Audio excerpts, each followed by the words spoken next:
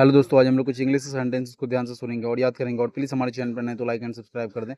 कह दिया तो कह दिया, सेड इज सेड। कह दिया तो कह दिया, तुम वहां नहीं जाओगे। Said is said, you won't go there.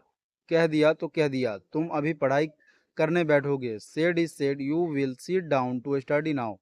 कह दिया तो कह दिया, मुझे आईफोन 15 चाहिए। Said is said, I want iPhone 50। कह दिया तो कह दिया, मुझे पिज्ज़ा खाना है। Said is said, I want to eat pizza. कह दिया तो कह दिया, सेड इज सेड। कह दिया तो कह दिया, तुम वहां नहीं जाओगे। Said is said, you won't go there. कह दिया तो कह दिया, तुम अभी पढ़ाई करने बैठोगे। Said is said, you will sit down to study now.